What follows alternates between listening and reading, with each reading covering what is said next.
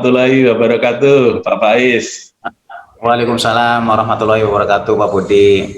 Nah, senang sekali hari ini ketemu dengan dokter tanaman, mewakili generasi menengah dari dokter tanaman di Indonesia.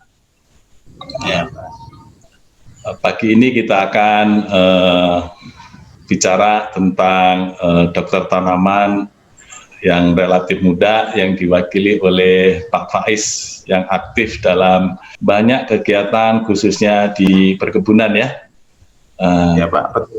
Saya tahu Bapak juga aktif di Perhimpunan Fitopatologi Indonesia. Nah, nanti kita akan ngobrol seputar kegiatan Bapak di bidang penyakit tanaman dan juga hama atau proteksi tanaman secara umum ya. Baik. Secara umum kita mulai dengan satu pertanyaan yang biasa kita tanyakan kepada dokter tanaman. Bapak bisa ceritakan tentang background pendidikan atau training yang telah Bapak peroleh sebagai dokter tanaman. Silakan, Pak. Ya, baik Pak. Ya, saya sebetulnya saya aslinya Bumiayu, Pak. Bumiayu itu daerah antara Tegal dan Purwokerto, sehingga saya pada saat itu memilih universitas yang lebih dekat, yaitu Universitas Jenderal Sudirman. Saya masuk melalui SPMB pada saat itu, kemudian saya pas dibagi pembimbing akademik pada saat itu, pas saya kedapatan pembimbing yang sangat inspiratif pada saat itu dan baru lulus dari S3 PhD dari Belanda. Mungkin Bapak tahu, yaitu Prof. Lukas Susanto, MS PhD.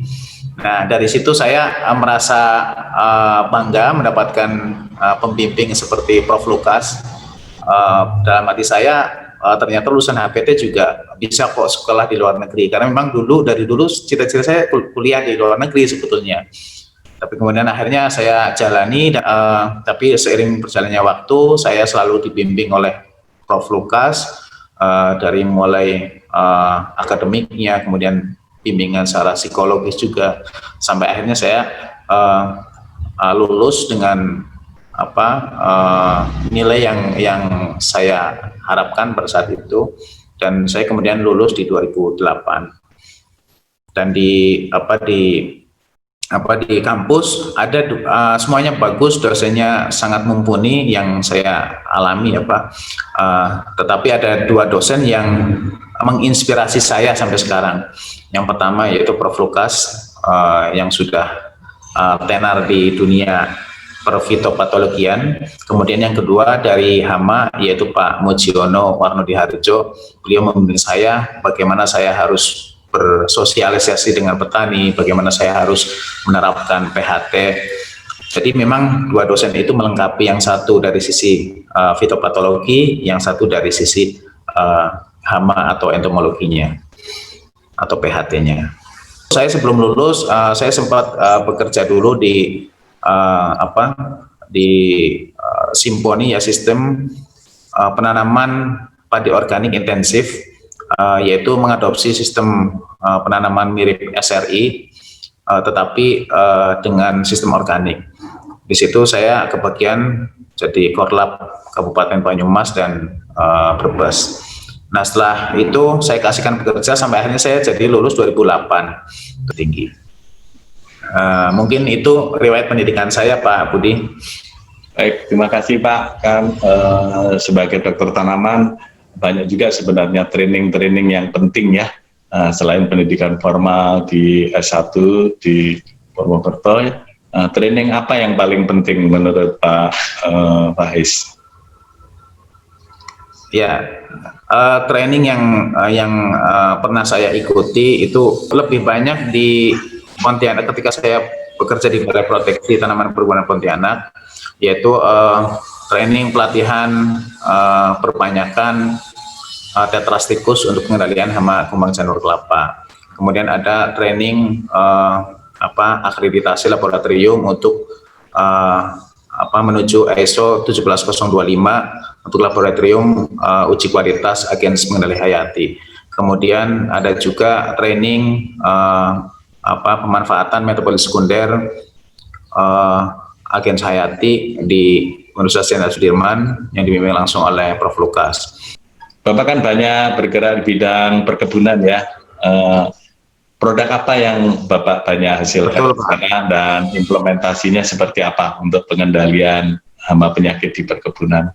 Baik Pak, terima kasih. Jadi sebetulnya ada beberapa Pak, cuman saya akan menyebutkan tentang apa yang terakhir ya, hasil temuan atau hasil inovasi, yang mungkin inovasi sederhana lah gitu. Jadi kami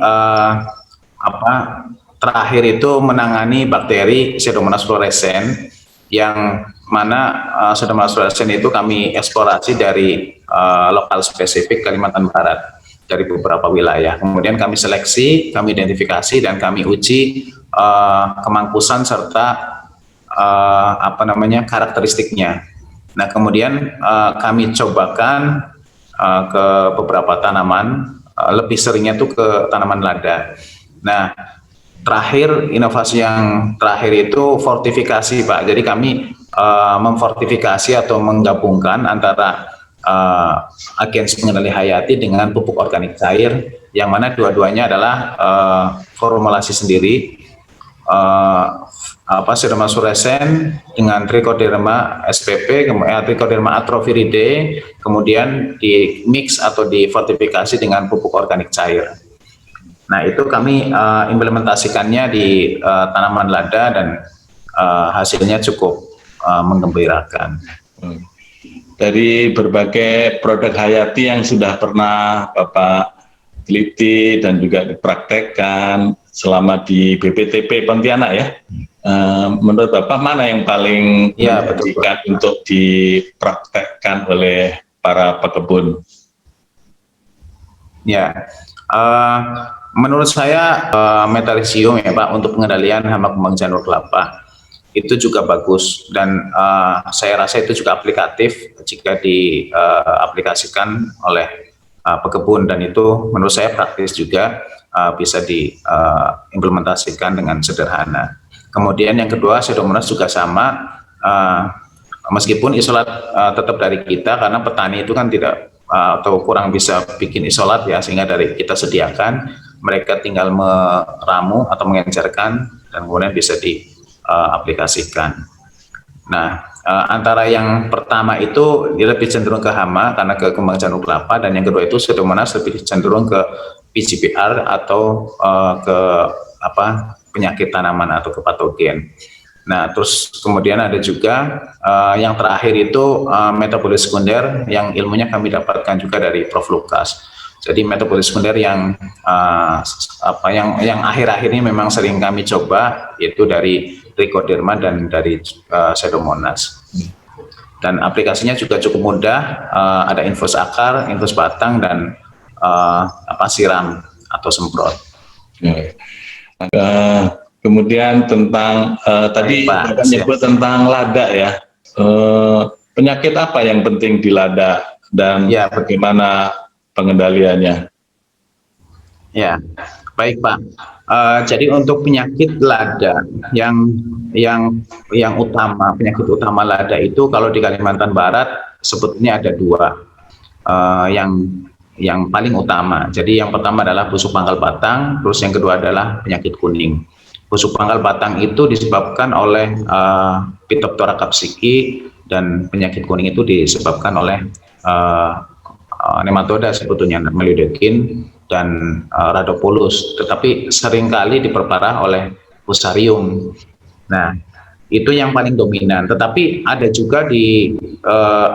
juga penyakit yang juga tidak kalah penting, meskipun dalam jumlah atau dalam populasi yang sedikit tidak begitu berbahaya, tetapi hal ini menjadi fenomenal karena sangat banyak ditemukan di daerah sentral lada di dekat perbatasan di daerah Galing, Kabupaten Sambas. Nah, di situ ada penyakit yang disebut dengan jamur pirang. apa namanya, jamur pirang itu memang jarang diteliti karena itu lebih spesifik ya di Kalbar dan di beberapa daerah di sekitarnya. Tetapi karena itu juga apa namanya, karena yang paling utama dan paling merusak pada waktu saya di Kalbar itu dan sampai sekarang itu pusuk pangkal batang dan penyakit kuning. Jadi saya lebih concern ke pusuk pangkal batang. Nah, kalau yang pernah saya jumpai ini ada hal yang unik sebetulnya di penyakit pusuk pangkal batang di Kalbar. Jadi secara teori memang penyakit pusuk pangkal batang itu disebabkan oleh Phytophthora capsicum, dan itu memang betul adanya. Tetapi keadaan atau fakta di lapangan memang ternyata kompleks sekali, Pak. Jadi ketika saya pernah di daerah Sungai Kunyit, itu ada yang melaporkan bahwa tanamannya secara meluas terserang atau terinfeksi oleh penyakit busuk pangkal batang. Kemudian ada tim dari Balai Pontianak ke sana, kemudian ambil sampel, ternyata dicek bukan busuk pangkal batang tetapi penyakit kuning.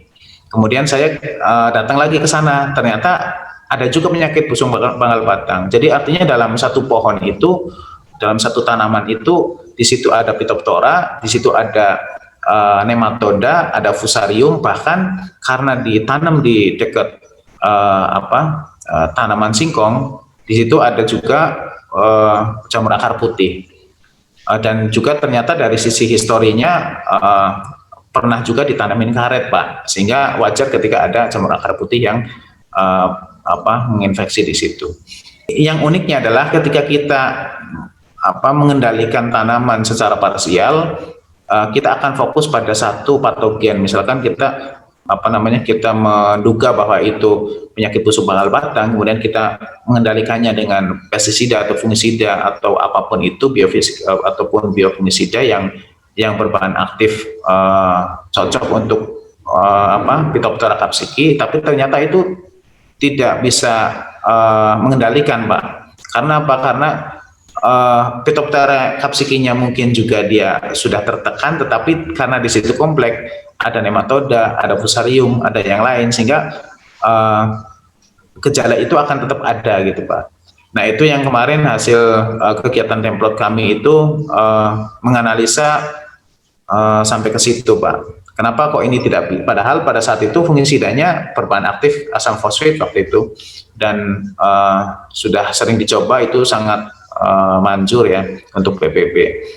Tetapi pada saat itu kok nggak bisa sembuh gitu, nggak bisa, tanaman nggak bisa pulih. Tapi ternyata ya itu tadi, Pak, karena penyebab kompleks tadi. Memang di lapangan kompleks sekali, Pak, ya. Sama dengan sekarang masalah COVID. Ya, betul. Nah, itu ada penyakit bawaan yang lain yang membuat makin sulit untuk diatasi dan memperberat gejala yang timbul ya. Dan memang ini masalah kompleks yang dihadapi oleh dokter tanaman, sehingga profesi dokter tanaman ini nampaknya makin diperlukan untuk memecahkan masalah yang kompleks ini. Nah, kalau terkait dengan profesi dokter tanaman ini, bagaimana pendapat Pak Faiz nih tentang profesi dokter tanaman ini? Ya, saya sependapat dengan Prof. Lukas bahwa kalau ada dokter manusia, kenapa tidak ada dokter tanaman gitu. Mungkin saya tambahkan lagi, kalau ada dokter hewan, kenapa tidak ada dokter tanaman gitu, Pak. Menurut saya dokter tanaman itu, menurut versi saya itu justru penting. Karena begini, Pak, karena segala sesuatu dari sumber kehidupan itu kan adalah pangan. Nah, pangan dapat diselamatkan atau dapat terselamatkan oleh para dokter tanaman yang menangani hama penyakit. Sehingga keberadaan dokter tanaman itu ya tentu sangat vital bagi keberlangsungan hidup kita semua. Nah, kenapa saya boleh dibilang penting? Karena kalau kita tidak makan atau kita kelaparan, mungkin kita juga tidak bisa beraktivitas. Kita tidak bisa memeriksa hewan. Kalau untuk dokter hewan, kita tidak bisa memeriksa manusia karena untuk dokter manusia. Karena apa? Karena kita kelaparan, kita tidak punya gizi, kita lemah. Nah, hal ini sesuai dengan sejarah penyakit tanaman ketika mewabah di Irlandia Utara, yaitu penyakit hawar daun pada tanaman kentang. Bagaimana dahsyatnya di situ, mungkin kita bisa bayangkan sampai sepertiga dari penduduk Irlandia Utara itu mati hanya karena kelaparan, Pak. Bukan karena penyakit, tapi karena kelaparan. Artinya di situ akhirnya bidang fitopatologi itu menjadi perhatian khusus. Nah, apalagi sekarang sudah mengerucut kepada profesi, yaitu dokter tanaman. Untuk dokter tanaman, saya pikir ini ide yang bagus, dan saya pikir perlu dilanjutkan dengan hal yang lebih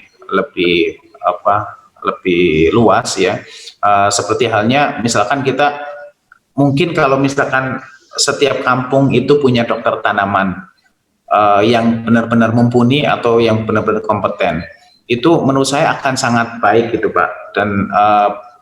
Dan banyak sekali tanaman-tanaman kita, terutama tanaman pangan ataupun perkebunan atau yang lain, itu terselamatkan karena adanya dokter tanaman. Seperti halnya dokter manusia, setiap kampung ada dokter praktek, ada dokter klinik.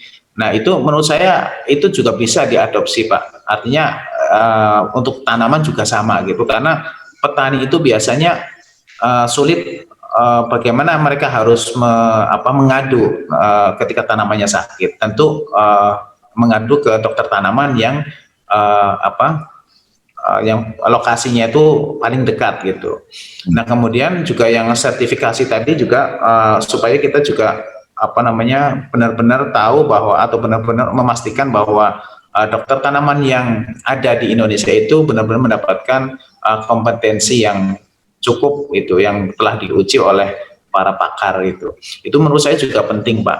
Nah, dari situ saya pikir juga kalau di dokter manusia itu ada IDI, Ikatan Dokter Indonesia, kenapa di tanaman juga tidak ada asosiasinya? Mungkin perlu dibuat atau dibuat asosiasi dokter tanaman Indonesia. Saya pikir itu juga perlu Pak, untuk memayungi teman-teman yang berprofesi sebagai dokter tanaman yang sekarang boleh dibilang cukup langka, sehingga nanti seluruh Indonesia itu sudah ada dokter-dokter tanaman yang tersertifikasi dan mampu menjawab persoalan-persoalan yang ada di daerahnya. Nah, baik. Itu paling tidak kita sekarang mempunyai Perhimpunan Fitopatologi Indonesia dan Perhimpunan Entomologi Indonesia Pak ya, sebelum nanti ke asosiasi yang lebih spesifik lagi. Nah, ini terakhir Pak, sebagai dokter tanaman muda nih, apa nih pesan Pak Faiz kepada para mahasiswa pertanian khususnya dan juga kepada para petani muda untuk memajukan pertanian di Indonesia? Oke Pak, ya pesan saya yang pertama tentu kita harus gerakan kembali, jangan pernah malu meskipun masih muda, tetapi bahwa sumber kesejahteraan, sumber eksistensi atau ya sebab eksistensi sebuah negara itu, apalagi negara agraris, itu adalah pertanian.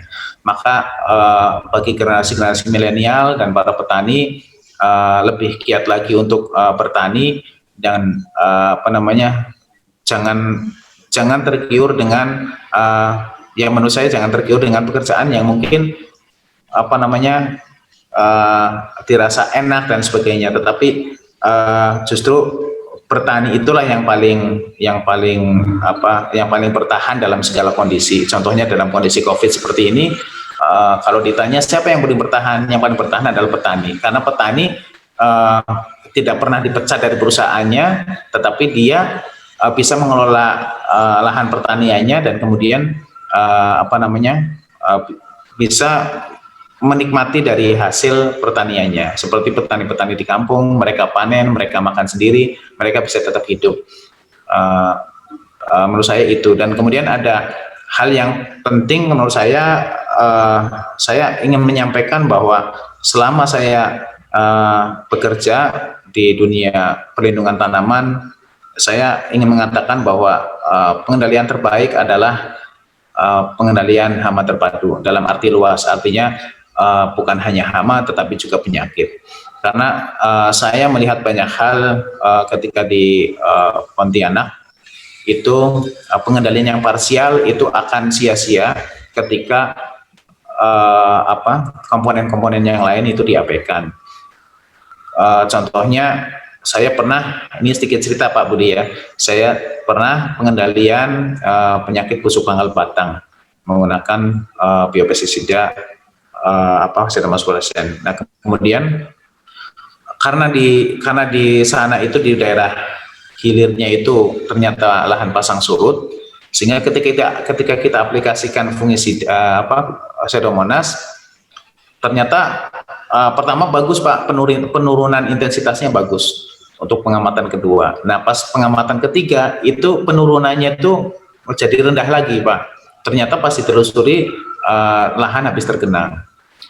Nah artinya bahwa di sini saya perhatikan kenapa kok bisa tergenang seperti itu, karena ternyata petani malas untuk membuat drainase yang sehingga serapan dari atau aplikasi agen hayati yang kita aplikasikan itu kurang optimal. Nah kemudian juga selain itu juga ada sosial ekonomi petani Pak. Jadi memang kalau kita mau mengkaji lebih general, memang pengendalian itu tidak semata-mata kita fokus pada agen pengendalinya atau bahan pengendalinya, tetapi kita juga harus melihat banyak aspek, apalagi kalau dikaitkan dengan PHT Pak. Dan itu memang nyata bahwa di petani atau di kampung-kampung sana itu kita juga harus melihat sosial ekonomi petani, termasuk budaya. Ketika kita mengendalikan yang sesuai keinginan kita, tetapi itu bukan menjadi budaya petani kadang-kadang malas gitu, atau bahkan misalkan masalah ekonomi. Ini paling sering terjadi Pak, ketika harga tidak stabil, harga komoditas kurang stabil, kemudian dalam tanda kutip harga komoditas itu rendah dari biasanya. Pernah pada saat itu karet ya yang saya alami, itu karet yang tadinya 10.000, kemudian per kilonya 10.000, kemudian turun menjadi Rp1.000. Petani itu mau diberi bahan pengendali yang bagus sekalipun, itu dia tidak akan mengindahkan. Mereka lebih suka meninggalkan tanamannya itu. Karena apa? Karena percuma juga, karena harga itu tidak stabil dan tidak memperoleh keuntungan. Oleh karenanya aspek-aspek itu semua adalah aspek yang paling berpengaruh, yang cukup berpengaruh dalam pengendalian. Jadi mungkin itu Pak. Jadi memang untuk itu saya pikir kalaupun nanti ada sertifikasi profesi dokter tanaman, mungkin saran saya tidak hanya pada fokus pada fitopatologi atau entomologi, tetapi juga harus secara luas. Artinya dari bagaimana dia mampu menghitung pemupukan segala macam.